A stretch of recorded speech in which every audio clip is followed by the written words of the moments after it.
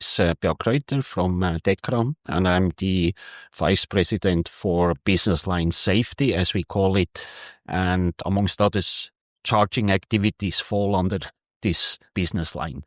And I'm very happy to have guests here, which certainly will be able to say something about bidirectional charging, whether it's a reality, something which is going to happen, or whether it's just again another hype.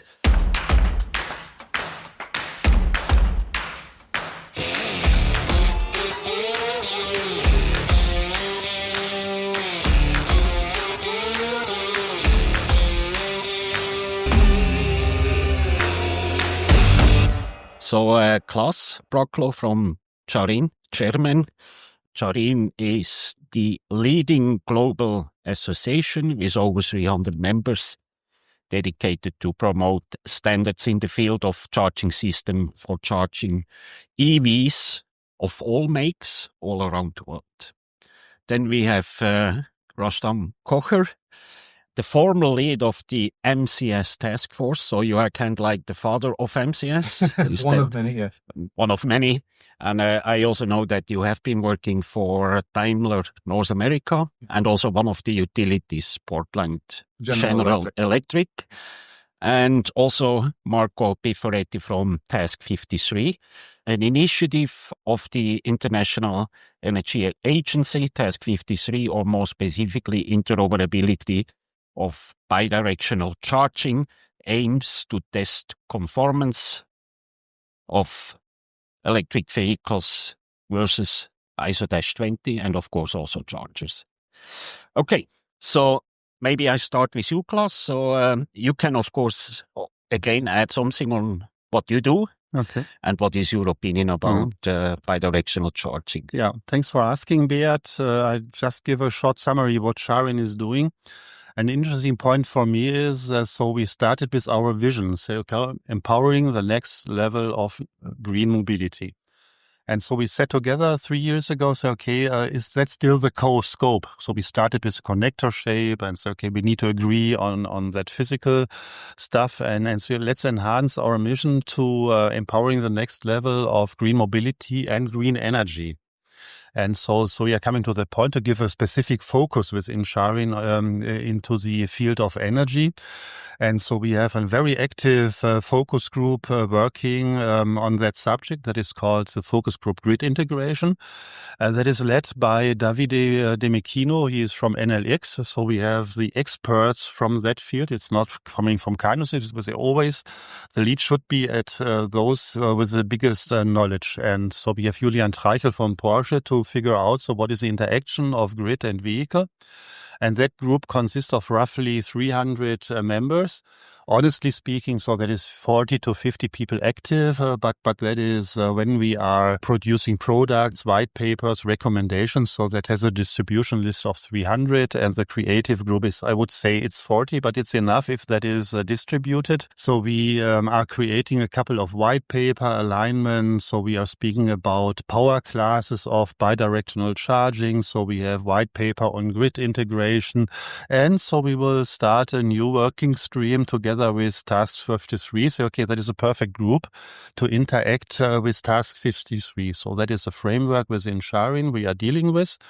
3 years ago, I remember, so we introduced the 5 levels of grid integration, and that is to give orientation into the industry. So that is just smart charging, that is going to one direction, that is V2 home, that is V2G. And so what is our understanding behind? And that is quite important just to give orientation, because you can buy many V2G cars already from marketing. So you have camping adapters putting into, and everybody would say, that is V2G. And it sounds good.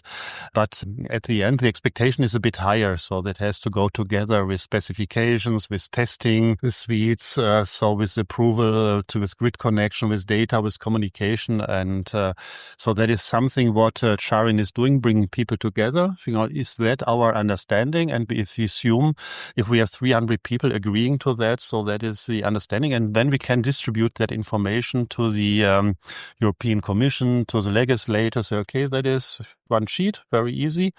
And so we are stepping into the V2G project very heavily. So there is a step-by-step approach. So we are currently on that level of having smart charging that is coming to market. And we have a clear vision to expand our activities to V2G. So we have with Beat Kreuter, somebody knows him, discussing about conformance of the charging process. And so that has been quite well elaborated meanwhile. And the next step is to enhance that activities to V2G as well. So we are in the early stages.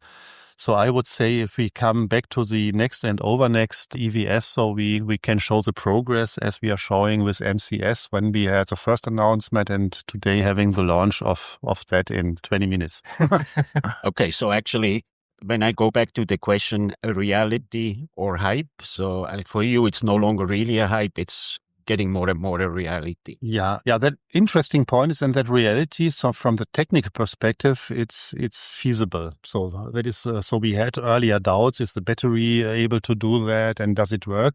So we have the ISO protocol 1511H20. So we have prototypings, pilot projects. So that is working. And that is interesting to me. There is a lot of regulatory work behind. And so when we started with CharIN, so we were very much focused on technology, so because technology is driving politics. And in that specific case, the politics is very complicated. And I would say it will cost us a couple of years from today to have the regulation in every country ready to enable that. That is not a principle of technology. It's more to integrate these different perspectives of different countries and even in Europe. So that is, I would not say a disaster. It's a challenge to bring them on the page because the challenge of a vehicle, that vehicle is moving. So that it does not stay in Germany for end of life. So you travel to France, Italy. And if the customer expectation is to have V2G capability, that has to be work in every country. And that is really hard groundwork. And so we are happy to Marco and his team to bring together regulator, technology, speaking about of that. So I would say in principle ready, but fair enough to say 5 years from today to have a significant number in the market in that aspect that is really public available to every vehicle in every country. Okay, perfect. Rustam, do you share that or do you also think it's still a hype or is it a reality? Well, I'll back up a little bit. So when we started the high power charging for commercial vehicles task force, which is what we started before it became MCS, we set out some founding principles about what this connector and this ecosystem should look like. And one of the founding principles was that it needed to be bidirectional. So we weren't going to bring this to the market, to the world, without the capability for it to be bidirectional. And if we're talking megawatt level power, then that becomes fairly quickly serious if you're a utility or if you're another entity receiving that power back from a vehicle. So it's good that this groundwork has been set by CharIN and been, Dash 20 is in place to make sure that the handshake is real, because you don't want that power coming back off the vehicle into a charger and into a network of power, whether it's a micro network or an actual utility, without the correct protocols in place and them knowing that the power is coming back off. But we also knew that the potential was, if you have 800 kilowatt hours, a megawatt rolling around on wheels, there's a tremendous amount you can do with that vehicle, with that power. And it would be really silly to have that much power that was mobile and not be able to make use of it in some capacity. So it's very much real. It's very much achievable. And it's something that, in fact, we have already seen put in place today with school buses. And school buses is a very unique example in the United States of vehicles that sit unmoving at precisely the right times of day to make use of vehicle to grid and bidirectional power. So they can absorb overproduction in solar during the midday when they're parked and the students are in school. And they can run when they're taking the students home, and then come back and plug back into the grid during the peak period when everyone's home and doing laundry and cooking, and provide that power back into the grid. And it's a fantastic use case. It's already in place today in a number of depots, and it's a practical use for that application and for that rolling battery stock that can be moved to different different places and used for power. And then in emergency situations, you can roll a couple school buses up to an emergency site where people are being sheltered, probably usually a school of some sort, and plug that in and power that site as well. So there's a lot of applications for this power that's mobile, and you can move it to place and put it to use. Perfect. So now before I go to Marco, I have a quick follow-up question. Sure. You mentioned those school buses. Yes. Is this on the basis of Dash 20 already, or is that something different? I believe what's been put in place is not on the basis of Dash 20 because they've had to cobble those systems together before Dash 20 was in place. Okay. So a lot of it is ad hoc at this point. Ad hoc. Yeah. So that's a good move over to actually Marco, who is from the Task 53. And I think one of the objectives is to make the Dash 20 work, right? Yes. Now, you, of course, can still add on what you do in Task 53, but the question is then still again, is it a reality or is it a hype? Yes, thanks, Beat. Yeah, International Energy Agency is representing countries all over the world which consume 75%, 3/4 of the whole energy balance. So it's really representative. Basically, it has been founded in 1974 after the energy crisis because countries didn't have the reserves to overcome weeks of energy needs. So this was the origin. And at the beginning, it was oil-driven, then gas-driven. But since 20 years, it's really driven by renewables. And when it comes to renewables, of course, you have the production side, but then very quickly the battery aspect, the fact to be able to hold that energy for the right time, whether the primary source is wind or solar, you have to shift it in short-term flexibility. And this is becoming a major topic. International Energy Agency has estimated that the short-term flexibility we have today has to be multiplied by 4.5 times, a huge number, within the next couple of decades. And basically, the only way to do it is with batteries. And you have two types of batteries, the stationary ones and the batteries on wheels, the power banks on wheels. And International Energy Agency has working groups. One is the EVTCP, so therefore focusing on electric vehicles. And these over 70 countries decide 2 times a year what topics are crucial and are also, global. From a global perspective, important to be solved. And last year, when we met in Korea, a majority of countries decided that interoperability of bidirectional charging is crucial because otherwise we cannot scale it up. And it's open to different ways to do that. DC, AC, and even wireless, the 3 possibilities you can transmit the power from a vehicle, not only cars, so trucks, buses, ships, but of course, passenger cars are the biggest potential worldwide. And this is how this task has been formed. Why 53? Because we had already 52 before us. When a task is formed, it's there for solving one problem. It's maybe lasting for 3, 4 years, 5, and then it disappears once the problem is solved. Or in the worst case, it appears it's not solvable. So in our case, the task we have, and it's supported now by 13 countries plus European Union, is to make sure that you can interchange vehicles, chargers, and grids. And possibly not only in a country, but a global scale, because vehicle manufacturers are global players. And we do have this ISO 15118/20 standard, which is the only international standard defining bidirectional charging. So it's the reason why we took that as a base. And then the second step is, what do you do with the grids? We have grid codes, the so-called, and here the fragmentation is even higher. So in Europe, we are expecting the European Commission to publishing the harmonized grid code proposal, which once published will not be a proposal anymore, but will be a legislation. And the member state will have 3 years to adopt it. So to come back to your question, is it a hyper reality?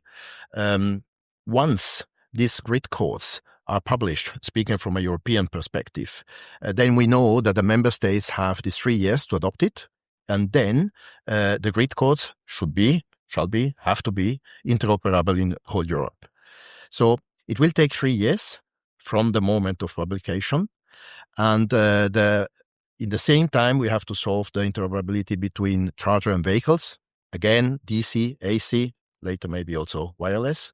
And if you can do that, then first, we have solved a prerequisite to scale up vehicle to grid globally. And second, we will disappear as a task 53 because our task has been fulfilled. That's my forecast for your question. Is it a hype or reality? It is a reality, but not today yet. Good. Okay, so perfect. Now, 2 follow-up questions. We have heard a lot about batteries, and there are always these concerns about it's not good for the battery. Degradation. That's one. And then you basically can freely speak. And there was an exhibition a couple of weeks ago, Power to Drive in Germany. And a lot of people told me, why do we need V2G?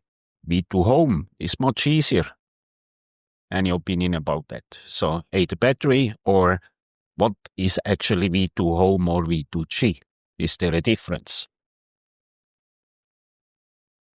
Yeah, I can go for the vehicle to home because that is easy. The home is in one country with one grid code. And so that is the same car, but it's easy to do that job in one restricted area. So we see that what is Renault doing currently, and so then we go to a restricted area. A very, very appreciated project because they are coming with fleet. They are going to Utrecht, and that works in these safe environment quite easily. The technology behind it is the same, if it is V2 Home or V2G. The only difference is to go to the public network and to be with different positions of the charger. And that is the challenge behind that. So technology is the same, V2G and V2 Home. And it's just more the flexibility of moving around countries and having the alignment, as Marco mentioned, on grid codes on a European or a global level. Yeah. Any different opinion? Or The interesting thing I see, the echoes of demand response, I think fall into V2G. So when I was working at Portland General Electric, we had a significant power demand event where we knew that we would be over subscribed based on our generation, and we had a demand response program in place, but we weren't sure if it was going to work. And when we put it in place, and it was a demand response primarily just for electric vehicles and to slow or curtail or stop the charging altogether, and it carved 10 megawatts off of demand instantly, and literally saved having to do brownouts. And I see V2G as having the same or even better applicability. At the time, it caused for celebration when that actually happened. We literally celebrated that the program worked, even though we had tested it and we put it through the paces. But with V2G, it has even more flexibility, more capability for solving utility solutions and smoothing out demand curves. And yes, I think it should be done. Whether the difference technically from vehicle to home, vehicle to grid is significant or not, I can't answer that question. But I know today you can go get a vehicle to home setup in your home, even in Portugal, because I have shopped for one and I have one pending purchase. But the vehicle to grid portion is not set up and not available, but I can do my solar panels to the grid. So the difference there is not terribly significant and should be hopefully underway as soon as Marco finishes his work with progress with the task force. Yeah. But basically, from technical point of view, it's the same. The difference is that one vehicle to home, you do it behind the meter. So the legislation is only affecting what you do in a private property.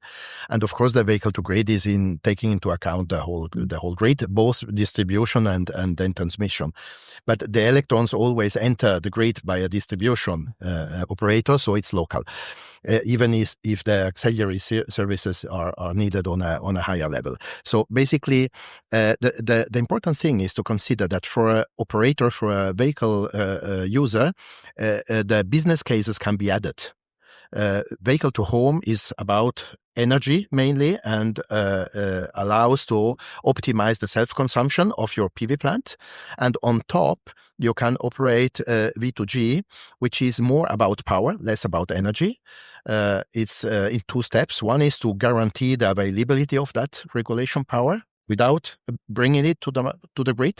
And the second is when you're really asked to intervene, then you are paid on top. So basically, if you can add, let's say, the order of magnitude of 500 euro per year for vehicle to home optimization plus another 500 order of magnitude for a car with 10 kilowatt for vehicle to grid services, for auxiliary service, then you end up with something around $1,000 or euros per year and vehicle based on 10 kilowatt. And this is pretty interesting compared to a traditional combustion vehicle, which is not generating any revenue or savings. Right. So I understand this in a way that if you actually want to do V2G, you should have a smart meter which is able to, let's say, counter negative energy flow, right? Else you don't get money. So if you do V2 home, even if you give something actually back to the grid, you just don't get paid for that. Yeah. Of course, just reduce your consumption. Yeah. That's a prerequisite to be able to count what is coming in and what is going out. But there is a even more important aspect, which is technical. You need to know what the grid operator needs. And today they are not used to communicate in a broadcast aspect. Of course, we have systems like the high-frequency system, which was invented in Germany 60 years ago for the boilers, for instance, water boilers, or public illumination. But a more specific command to tell the possibility or flexibility to feed in or feed out, this is not yet standardized, is not yet defined. And this has nothing to do with the grid code. This is a commercial command. Eventually, it's also emergency command because just before a blackout happens, it's better to shut down or reduce heavily. So these type of commands are needed as well. And the TSOs are working every day with these commands, but the DSOs are not, the local distributions. And this is the reason why in our task 53, we are looking for vehicle manufacturers. We are looking at least for 3 different ones. We are looking for several EVSE manufacturers, AC, DC, and wireless, but also we are looking for 5 DSOs because only if you put in chain the whole system, you can really operate vehicle to grid. And I want to answer your question about battery health. Beat, I read a paper, I believe 6 or 7 years ago, that did some battery cycling between 40 and 60, and they aggressively collared the battery and only fluctuated it between 40 and 60% state of charge, and they were unable to detect any degradation after thousands and thousands of cycles. So if you only cycle the battery between 40 and 60, especially with current lithium battery, it doesn't seem to have any discernible effect on health.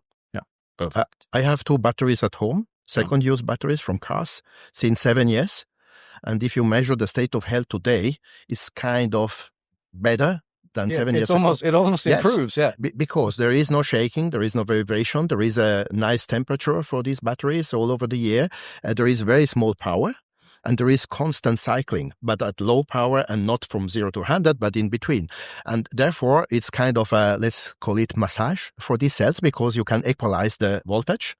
So if you measure, if you're done properly, not only can you not detect basically a degradation, but you are about to see that this is like for elderly people in a nice environment, they live for more years. And for the secondary batteries, seems to be similar. Degradation seems not to be a problem. Yeah, in a specific condition. So we have the battery management within the car, and that management can care for that balancing and to have a better battery afterwards. And that is a heavy debate currently, who is directly controlling the battery.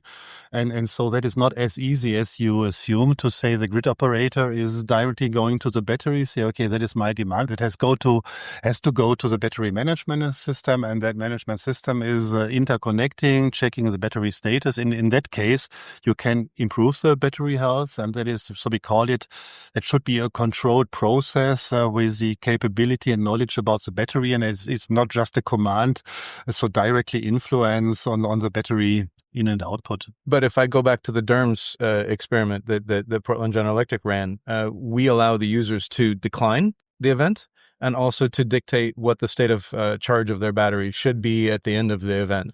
And so a vehicle-to-grid event should be no different. So that the end user should be able to dictate what those parameters and terms are. Let's add maybe that the command should not go to a boiler, to a heat pump, or to a charger, but to a connection point of a building. And inside, behind the meter of this building, then you have batteries, you have stationary batteries, batteries on wheel, power or generators like PV. And then the system has to decide, considering what the limits are of all these objects, what can be given and not can be given to the grid. And if it's given for a commercial purpose, there is also a price tag. So, of course, everything we do with this object has to be within the technical specification of the manufacturer. Perfect. So, you probably have to leave, Claas. Yeah, good. So thank you very much for being here for that 30 minutes, but you're going to stay here, I hope. And you also, we basically continue. And indeed, I would actually go to the next one, most likely point of big question is how is a utility going to control all these resources? Well, if only there was some sort of an artificial intelligence out there that could be tasked with a problem like that to figure out how to manage all those disparate parts. Not saying that it will do a better job than humans, but it does exist, and you can give it that specialized task. And I would posit that for something that complex, AI is actually uniquely situated to be able to tackle that. Now, what that signal is that it sends and how it sends it, I don't know. And everyone right now is tackling that in a different way. So again, back to the DERMS, the demand response program that we ran with Portland General Electric, we had an interface software provider that was communicating to those vehicles that we could, and it wasn't to the chargers, it was actually to the vehicles to curtail their charging behavior. But that signaling system and that protocol is not established yet, and I don't know what it should or could be. Yeah. So do you recall, was that more a proprietary solution? Or it was a proprietary solution. So it was never an open source or open standard solution. No. What do you believe, Marco? I'm sure that we have first to clarify one question. To whom is this signal speaking? And there are different possibilities. You can speak directly to a charger, but basically what I said before is that the most interesting aspect for a DSO is to speak to a home connection, to a building connection, because this is where the responsibility of the DSO is ending anyway, is the place where the meter is placed, smart meter, bidirectional meter, but it's anyway the place where there is an interface between DSO and, let's say, building or private areas. And if we agree on that concept, on the principle, then basically before we come to the standard possibilities, we can agree on the following. What shall be the minimum set of information? And what we learned is that we have 4 situations as a minimum, not 2, which would be on-off, but the 4 situation would be 1, the most common should be, dear client, do whatever you want, because my grid is good enough to support your PV power or your consumption or whatever. So this is the normal expected operation. Then on the opposite level, there is emergency. Please go to 0. Yeah. Whether you feedback or you consume whatever, go to 0 because I have a type of problem which I cannot solve if you don't go. Otherwise, we have a blackout. And this would not be a commercial flexibility. This is an emergency flexibility. So in between of these 2 situations, you would then have the commercial flexibility, and coming to the injection point, you have 2 ways. One is feedback as much as possible, and the other is consume as much as possible. And these are only 2 commands, right? So if whatever protocol is applied, whatever communication way, but in the point of contact of the grid to the building, you do have the possibility to understand these 4 wishes: emergency, go to 0. Do whatever you want, and then the 2 commercial, maximum negative, maximum positive, then you have solved the problem from a DSO point of view, and you can handle all this flexibility within the building. Yeah. So that sounds to me basically too simple, just like binary. You have 4 binary states. Yes, which is the minimum. That's the minimum, okay. But I would actually go even further. Isn't it so that, for example, bidirectional charging can also provide additional services like reactive power? Yeah. Reactive power compensation. For sure. But for this, I think just the binary signals on or off or max or low is probably not sufficient anymore. So there should be another form of how a utility or a DSO in Europe could control. Yeah, if we're going to do that. this, we should do this smart, right? We should do this in a way that best serves the end customer as well as the utility and the DSO. So yes, those would be a minimum, but I would argue that minimum is probably not what we should aspire to. We should aspire to a much more nuanced system that provides the flexibility that all ends of the system would want and need. I absolutely agree that we have to go for a higher objective, but what I wanted to make sure to have at least a minimum. And then the question is about business cases, because if you ask a 10 kilowatt charger to work in terms of reactive power, I don't know what the cost benefit could be. Yeah. If you go to I'm going to challenge you. So one EV, of course, is maybe only 10 kilowatt, but if again you look 5 years ahead, in your neighborhood, maybe there are 20, 30, absolutely agree. 100 EVs, which is then already equivalent to 1 megawatt. Yeah. Yes, and we could start by the electric truck depots, because there you have really the megawatt connections and a lot of time where these vehicles are parked, so they can deliver. It's just about priorities. It's not that the 11 kilowatt vehicle cannot deliver reactive power, but I would start for reactive power with something bigger, and still make sure that wherever you have a one-family house or a two-family house, you still can use that flexibility because you will have a solar plant, for instance. And it makes sense at that level to start with a minimum, but for sure, as you are going bigger, additional services are needed. So Marco, I'll push back on that just a little bit. So within the megawatt charging task force, we had a lot of discussion on bidirectional. And one of the reasons I brought up school bus was because it is such a unique use case where that application of vehicle to grid is just fits that use case perfectly. With commercial trucks, they seem like a natural fit for curtailment. They're going to charge at a megawatt plus. But with a commercial fleet, and as we get more and more towards autonomy with commercial fleet operation, if they're not operating, you're losing money.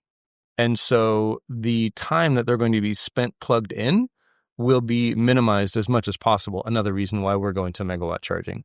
And so the opportunity to curtail that or to utilize the power on the truck instead of having the truck roll and hauling goods is probably a very, very narrow window, because the fleet will want that truck moving at all times to maximize their investment in that vehicle and to maximize the profit off it, especially if it can be moved autonomously and you're not having to rely on human drivers and you can drive at night and things like that. Then that opportunity where that truck is sitting and plugged in becomes very, very small. With sheer numbers, yes, you still may have a depot of 100 and maybe 10 or 15 are plugged in at any given time. Yes, you can play with that a little bit. But the fact that a fleet's job is to roll and haul goods, it's not going to be sitting and plugged in for a significant amount of time in many cases. Yes, we do have, I was surprised about that, but we do have interest not only from passenger car manufacturers in Task 53, but also from truck manufacturers. And we have some European manufacturers, they are coming with 440 kilowatt bidirectional DC on the truck, because they say on Sunday, it's anyway to be blocked. For instance, in overnight, it cannot run. So it makes a lot of sense. And this is equivalent of 44 passenger cars. So it makes a lot of sense if you have this big power available and also these big energies. Going back to the fleets, the last trial we have done in Switzerland before starting Task 53 was a fleet of a car sharing company with 50 bidirectional cars. And of course, the goal there is to be on the street as much as possible, because this is the business case. But still, if people sleep. Yes. But still, in that case, in a car sharing company which is profitable, which is very well used, we have more than 50% of the time where this vehicle in average are not driving. So, of course, a private vehicle is maybe close or over 90% standing still, but even a car sharing fleet is over 50%. Okay. Autonomous fleet will be less, Yeah. but we have a huge amount of vehicles which are over 50% standing. Okay. Okay, so now I have a question to you, Rustam. So you are living in Portugal. Yes. And a couple of weeks back, there was a blackout. I don't know whether you also were part of that blackout. I was actually not home at the time, but my wife was home, and she was deeply affected by the blackout. Okay. Yes, and it would have been really nice to have use of my electric car power in my home, and I was not able to do that, which is why I'm buying a system now where that will happen. Yes. So actually, that is exactly somehow where I'm going to lead to. Assuming that there would be a broader fleet of electric vehicles, which actually would be capable of bidirectional, would you believe that something like that could have prevented?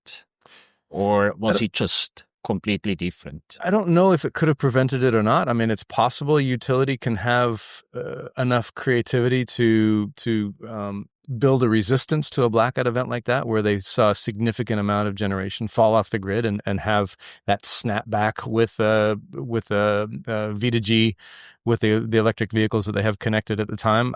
It's plausible. I don't know if it's possible or not. Again, I am not an engineer. I don't have the technical expertise to speak to that.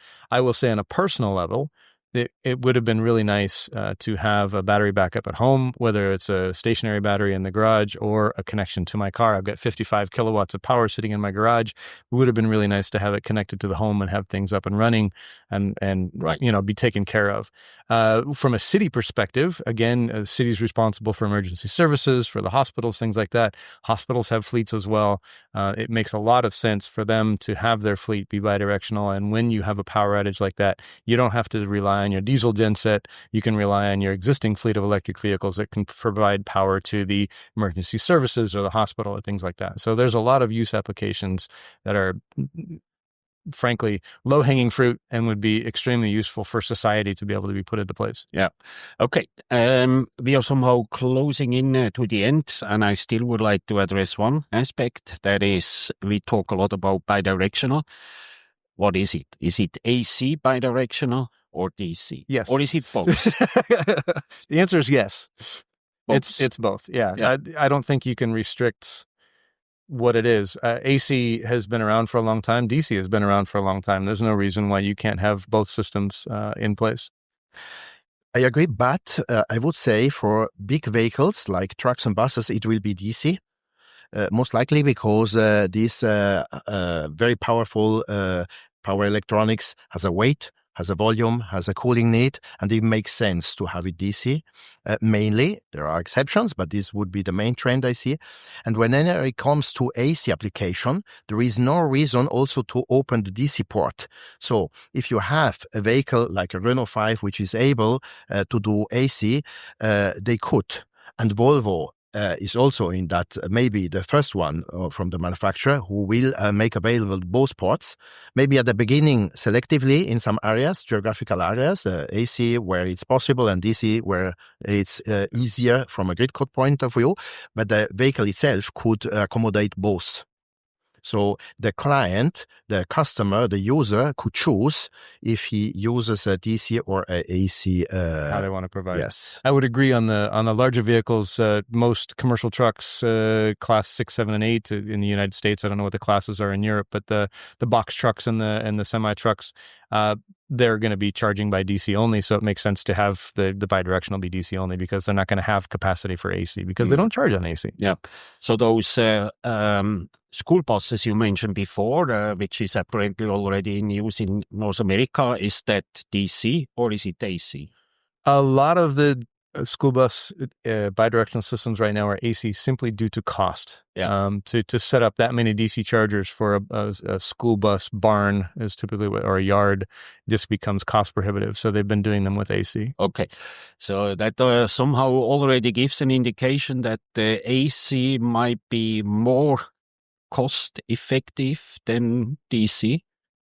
Just the cost of the chargers themselves. Oh. The AC chargers, even a bidirectional AC charger is going to be cheaper than a DC bidirectional charger. I don't know, Marco, do you agree? Yeah, basically the biggest cost driver in power electronics for doing this conversion is the galvanic insulation. And so whether you have it on board or outboard, it doesn't change so much in terms of cost per kilowatt, but the technology you apply will drive. For instance, solar inverters have started with galvanic insulation, but nowadays they are not. They can solve the safety problem without galvanic insulation. They have the price. So when we can do that also with the bidirectional charger, then also DC will have the option to drop. Oh, okay, good. That probably remains to be seen, which of those technology might be cheaper. I generally agree it's going to be both. If I look at my home at the moment, I don't have anything with DC. I have no solar installation whatsoever. So for me, I guess the obvious choice would be AC. And if you may have already PV installations, then you probably think DC might be the better fit, because then you might also be able to integrate DC into your whatever home. I don't think many people have DC meters on their home, though. I think all the home meters are AC. Exactly. So, yeah. Okay, good. So I would say we are almost there, but the question now I have to you, how does it look like in 5 years from now? In whichever way, how do you see that bidirectional in 5 years from now? Well, we've seen solar come a long way in a short time. The uptake of solar is quite rapid, I think, in most places of the world. And a lot of that is grid tied, whether it's home or commercial. And they have really trailblazed for electric vehicles, for demand response and for vehicle to grid in many ways, and taken the lumps for everyone else. And so if you look at the trajectory of what solar's done, you could argue that vehicle to grid would follow a similar trajectory. So one would hope that we would start to see the hockey stick, the beginning of the hockey stick within 5 years. Do you believe that the OEMs will ask for an additional money piece for bidirectional? Of course. or is it, I mean, in 5 years? At the beginning, I would understand, but is it in 5 years more something like which is standard for a car, or is it still based on options? I think it's still an option, and I think most of the OEMs are desperately searching for a way to continue to make money on vehicles. Most ICE vehicles, internal combustion engine vehicles, are making money. Half of their profits come from the maintenance and repair that happens on those vehicles, especially in heavy-duty trucks. So they're desperately searching for some other ways to replace that income, because, as we know, maintenance on battery electric vehicles is dramatically less than on ICE. So subscription services are what they've focused on, and so a subscription service vehicle-to-grid integration falls within something that they could use to make some money on. So, yeah, it would be an option that you would pay for. Yeah. Do you believe OEMs are going to be energy companies in 5 years rather than OEMs? Well, one already is. Tesla is already an energy company, and one could argue BYD is following very quickly in their footsteps. So, yeah, if you look at the way that those two leaders are going, yes. Marco? I think there is another view to see the things. If you take a look what Chinese companies are doing, the car manufacturer, the vehicle manufacturer, they offer very qualitative batteries. The batteries have a lifetime which is exceeding the vehicle life, basically, and so it makes sense to offer this on top, maybe with some limitation, I don't know, virtual kilometers taken into account in the guarantee of the total amount of kilometers, things like that on the years. But basically, like the Japanese vehicles have shown in the early years of CHAdeMO, there is no additional cost. There is no option. Renault 5 is not an option. Every Renault 5 is delivered with that capability. Honda E also was delivered without being an option. So I think if the competition is there, and it will be because the Chinese will offer that including in the package, then the other ones cannot afford. What they will do is to try to become an operator in some areas where they can control, but in the rest of the market, they will offer APIs in order for aggregators to put these flexibilities into the system. I'm already starting to see some vehicle battery warranties not be based on distance traveled, whether it's miles or kilometers, kilometers, but actually kilowatts kilowatt hour in total. Kilowatt hours expended, put in and put back out of the battery, essentially cycles.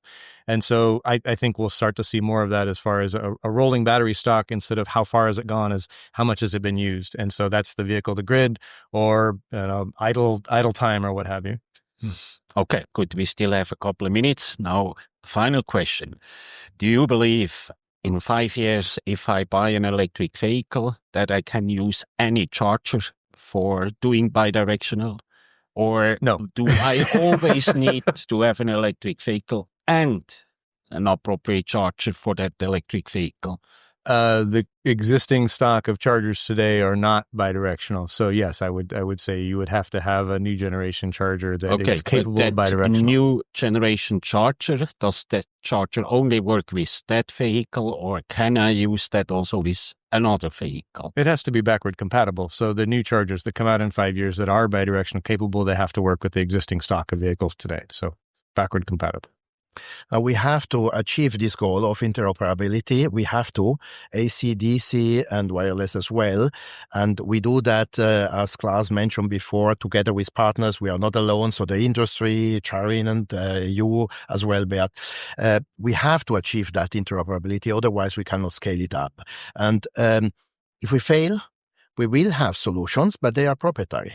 And this is not the right solution for the market. So really have to make sure, and I invite, willing OEMs, willing DSOs, willing EVSE manufacturer, both AC and DC, to join Task 53, because we are, in terms of non-profit organization, only there to solve this interoperability aspect. And when we reach that, we will disappear. We have to have interoperability.